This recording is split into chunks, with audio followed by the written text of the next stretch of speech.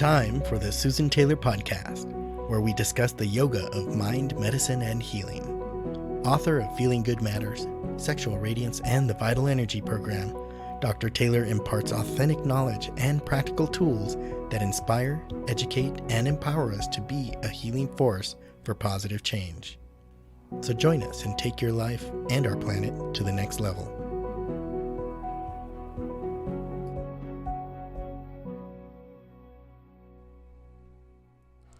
Hello and welcome to episode 100, How to Remain Calm When the World is in Turbulence. One of the most valuable life skills is the ability to live in this world and not be affected by it. We likely have experienced this in every aspect of our lives, and to be part of the outer world and not be disturbed, distracted, or even stupefied by it, and I'm defining stupefied by just shut down. Remaining calm and focused requires that we have mastery over our drives and desires. And more important, we need mastery over that which fuels those drives, namely our fears. And in today's episode, I'd like to talk about how do we live in the world without getting disturbed, using the hidden tool of breath, and why meditation is essential. One of the principal remedies found in all healing traditions is to train the mind to be stress-less, unaffected by the outside world. In other words, fearless. Not to be in a fight or flee mode no matter what happens. Even Western medicine's reductionist approach to dealing with disease acknowledges that stress causes a series of physiological events to occur when it's left unchecked, and it does lead to disease. We have studies to prove this. So what's the solution? The solution to the problem does really vary, whereas in ancient models who work with the whole organism by way of lifestyle, and the Western model mainly relies on this magic pill, leading to more embedded problems later down the road, we can really conclude that the solution to the problem is meditation and its practices. As I mentioned in my book, Feeling Good Matters, The Yoga of Mind, Medicine, and Healing, remain calm. And we've done 100 episodes up to today, and I've been talking about it ever since day one. Remain calm, consciously aware, living in the moment. We're being in the now, and we're in the now. We're not dealing with the future, and we're not dealing with the past. We're dealing with what is. And it gives us the opportunity to recognize what motivates our responses to certain circumstances and people and not to others. When we become aware of our feelings and thoughts, we actually create the opportunity for ourselves to literally remain relaxed. We can say the word calm also, even in the most tumultuous environments.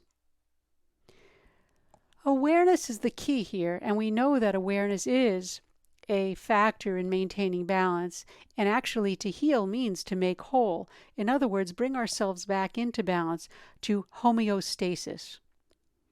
Awareness allows us to gain access to that inner core of our being. We have access to our essence, as we call it, our soul.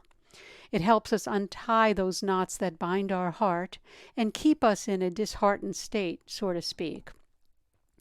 When we bring our mindfulness, our awareness into focus, we gain access to the light that dwells deep within us, and that pure awareness is what radiates out, and that's our radiance. All of this can happen only when we truly remain calm. Remember, relaxation is the key to meditation, also the key that unlocks the door to accessing and seeing who we really are. You know, we really can't specifically define awareness since it cannot be defined in the mind or by the mind, even though the mind wants to define it so much. So when I say remain calm here, I'm defining calm as being that state of awareness, and in that state we become the witness and observer, not the object of observation nor the process of observation. Because pure awareness does imply recognition of the observer. So in other words, the one who is doing the breathing, the one who's doing the thinking, the one who's doing the listening. Who's doing the breathing when we're in deep sleep at night? And this is not to be mistaken for the object, in the case, the body or the brain, which many people like to define. It's our brain that's doing this. Remember, the brain is just the vehicle for which our mind can operate through, nor is it the process carried out by the mind. So we must learn to remain calm. We can look at it from a perspective of stresslessness when you're constantly aware, living in the moment. Stress takes the back seat. It's a rare occurrence these days, and we live as though we're running far behind getting a promotion, finding a new partner, or buying a bigger home. We're always looking for that gratification outside of us to fix the unrest that lies within us. Remaining calm is the key to being happy. Life doesn't spoil us with constant success, which means things are going our way. On the contrary, actually, we have obstacles. You've heard me talk about that. There's often more pain than pleasure. Why? Because we're always looking outside of ourselves for that sense of happiness and stillness. And it creates, we become ill-equipped. We can't handle the situation because we're still looking outside. When we learn how to live our lives without losing our true selves, we become in a state of joy.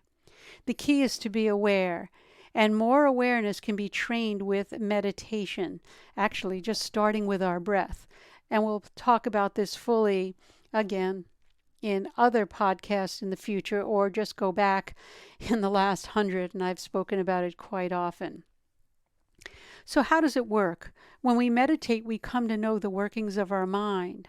That is, if you can train yourself with precision, systematically, and with a skillful intention, we learn the components of the mind field. For example, our ego, the master identifier, sends us searching for happiness from outside sources.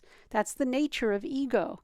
But if we polish that ego and we let go of the concepts, this is me, this is mine, this would make me happy. Once we do that, we can come into our own state of being. We don't work with the small self, which is ego, small S-E-L-F, versus the capital S-E-L-F, the larger self, is with a polished ego. We must come to know that nothing is ours to own, because it's all transitory. Anything outside of us is transitory and subject to change, and that our true happiness comes from deep within us. We may believe that our lovers or the loved ones make us happy or sad, but truly it's our own perception of that relationship that creates such emotions. And meditation introduces us to our self, the large self, S-E-L-F, our true essence. And we learn to fully grasp this concept when we're able to analyze the source of our disturbances and establish ourselves in being. We become more resilient in any types of disharmony. When we bring mindfulness into focus, as I've spoken about over the last almost 2 years now, 100 episodes, as I mentioned, we talk about meditation, and I'll speak about that more fully in our next podcast, 101. But I want to address mindfulness and awareness more fully right here.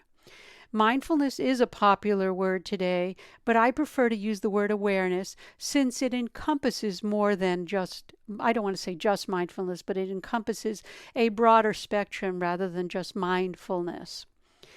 It's one thing to be mindful of the world around us, our senses, our thinking, our feelings, our thought constructs, even our immediate environment. But there comes a point when we need to decide what we want to be mindful of. Otherwise, we're always going to have thoughts and sensory impressions. So we must learn to navigate that with some form of focus. So we bring our mindfulness into focus. And it's important to be mindful of what's going on around us. Absolutely. But do we want our life to be spent watching all the outside influences that may come to our mind? I would have to say probably not, because it can feel like a little bit of a merry-go-round and we can become overwhelmed. A look at awareness. We can't really define awareness, but we can think of it as a light.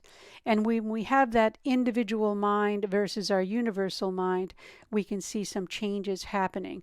We want to start to really navigate and become part of the whole. So we want to focus our light. And when we focus our light on something, as I said, an individual mind or a universal mind, when we focus on the universal aspect of life, we become more stable and more calm. Remember, awareness is a key principle, and it acknowledges the root of any of our problems or any of our fears. It's the key to change. Our level of awareness does indeed dictate how we operate in the world, our thinking, feeling, and acting. And it's essential teachings for any resilience training. So according to research, the most important exercise for improving our resilience, remaining calm in turbulence, talking about our mind here, is to really train our attention and our awareness. We become more intentional and purposeful with decreasing our negative thoughts and drawing our attention to what's most meaningful around us. Along with, increased resilience, training our focus on this, on any kind of exercise that does decrease our stress and anxiety and boosts our quality of life. In all our trainings, as I've mentioned before, we do use the gold standard to train our awareness, even to train, we're talking about our mind, but we're really training the awareness, that light within the mind field, and we use breath. Breath is the key to self-regulation because of our vagus nerve. And we've done that in a previous podcast. So no matter who or what exerts dominance over our bodies, our food, our freedoms, we're in charge of what matters most, and that's our mind. We're able to train our mind because the energy of that mind, remember, is the essence of our life. Regardless of how we've been hurt, who we are stays the same, and our sense of self, our strength, our will, who we are, is ours to really let die or cultivate. And here we want to talk about cultivating it. So let's talk about a strategy to get started. Bring your mindfulness into focus, creating the awareness by deciding what you want to be mindful of. I have students and clients focus on that space at the eyebrow center. And I introduce that in the book Feeling Good Matters, and I call it the lift. When people are mindful of their thoughts in a stressful situation, I always mention remain calm and focus on the breath and lift the awareness to be the observer of the thought, not the thought itself. And this works very well when someone is aware that the mind is having a negative dialogue. It prevents the mind's distraction and disturbance to come into play. What else we need to do to get started is determination, and that's the second ingredient. So the first is to remain calm, and the second ingredient is to have that determination. We must have a resolve to want to change. With determination comes discipline, the act of following through on what we want to accomplish within our own capacity. Knowing our capacity is integral to success, and that comes from a comfortable daily routine. And such a routine serves as our inner anchor. We want to anchor to create stability when building confidence and trust in our inner capacity. When I do advisory counseling with people, coaching, I help them, I actually show them, I serve to give them the skills that what they really need to anchor and become stable in their day-to-day activities.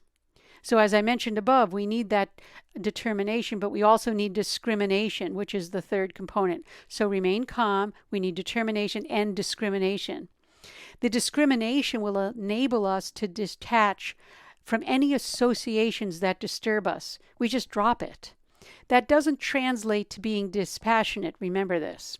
Rather, it means to have a discriminatory capacity, which is part of the mind field, to differentiate between what is real and what is not, what is best not to identify in the world, what things do we need to drop.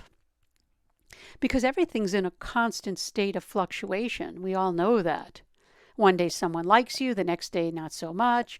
This is good, this is bad. All of that fluctuation is daily, momentarily. So we need to be grounded and stable and anchored so that we can have that discrimination to really say, what do I really need to use here and what's not very useful. To identify with the concerns of others makes us subject to the ups and downs of external influences. Remember this. When we identify with the concerns of others, it makes us subject to the ups and downs of external influences, and we go on a merry-go-round. So, self-confidence and dynamic energy that we acquire from our practices help us fuel the fire of trust. Trust comes from recognizing that we're in control of our own being, not others. When we learn to focus our attention by lifting ourselves above the situation, we gain trust. As we begin to see how just removing our identification of others happenings changes the perception, we lift ourselves to a new level of awareness. When our mind becomes detached from the noises of what we call the manas, the mind itself, that chatter that goes on, we gain access to our intuitive powers, which enable us to see clearly and operating according from within our heart. We're able to access what we really feel and bring that forward. Many people say go to the heart of compassion. Yes, but until we can focus the energy of our mind and quiet the noise of that manas mind, we can't access the heart and even have compassion. So remember, we need focus before compassion. As we continue to draw outward, you remember, we must be skillful if you're going to maintain your health.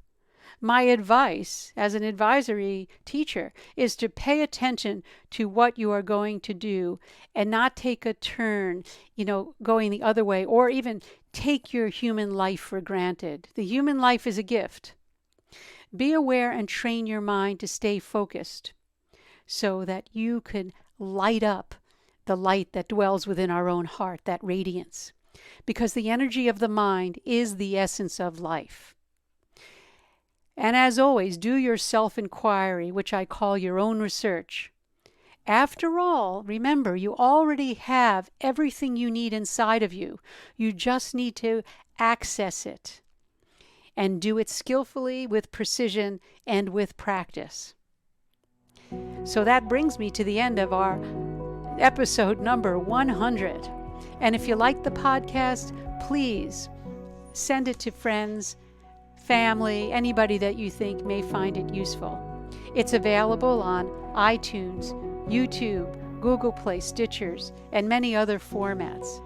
And go to susantaylor.org if you have any questions, comments, or even to subscribe so that you'll get a news brief in your inbox every week, just as a reminder, and the actual link that will help you subscribe or actually help you get into the podcast itself. And again, as always, thank you for listening, and thank you for making it possible to have 100 podcasts. And again, until next time, remain calm, consciously aware, living in the moment.